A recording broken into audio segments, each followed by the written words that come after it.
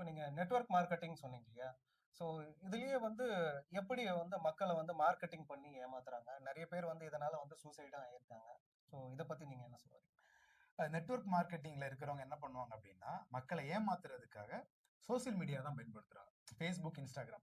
இங்க வந்து என்ன பார்த்துட்டீங்கன்னா, ஃபார் எக்ஸாம்பிள் வச்சுக்கோங்களேன், இவங்க வந்து வடபழனியில வந்து நமக்கு நம்ம மால் இருக்குல்ல. மால்ல போய் வந்து பயங்கரமா ஃபோட்டோ எடுத்து போடுவாங்க. பெரிய பெரிய ஸ்டார் ஹோட்டல்ஸ்லலாம் போய் ஃபோட்டோ எடுத்து, அவங்க வந்து அவங்கள ப்ரொஜெக்ட் பண்ணிக்குவாங்க. இது என்ன பண்ணும்னா, வாரத்துல 5 நாள் ஏதாவது ஒரு பார்க்ல அன்னக்காவடி மாரி தெரு பொறுக்கிட்டு திரியும்.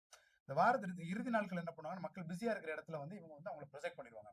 பெரிய இன்வெஸ்ட்மென்ட் பண்ற மாரி. சோ இத பாக்குறவங்க என்ன பண்ணுவாங்கன்னா, ஓ! இவன் வந்து பயங்கர பெரிய ஆளா இருக்கா, ஏதோ பண்ணுவான் போல இருக்கு அப்படின்னு சொல்லிட்டு, இவங்களா போய் நீங்க என்ன பண்றீங்க அப்படின்னு கேட்பாங்க.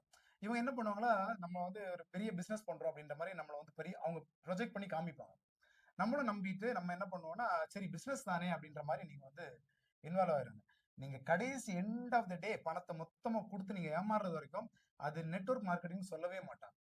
பிசினஸ், பிசினஸ், பிசினஸ் அப்படின்னு. என்ன பொருள்னா, இவங்க வந்து ஆப்பிள், அம்பானி பிசினஸ், அதானி பிசினஸ்ன்ற மாரி நம்மட்ட வந்து பில்டப் மட்டும் தான் குடுப்பாங்க.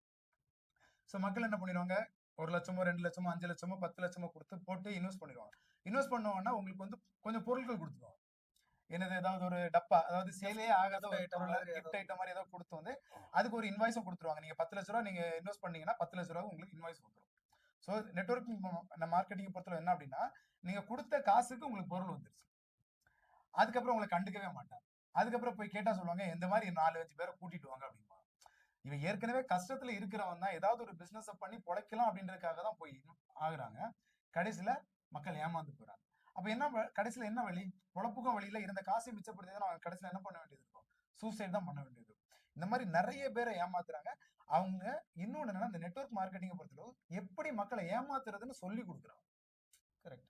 சோ அதனால தான் அவங்க வந்து மாட்டிக்காம அவங்க அந்த பிசினஸ் போயிட்டு இருக்காங்க. இது திரும்ப திரும்ப மக்கள் ஏமாந்துகிட்டே தான் இருக்கிறாங்க. நெறைய பேர் ஏமாந்துட்டு இருக்காங்க.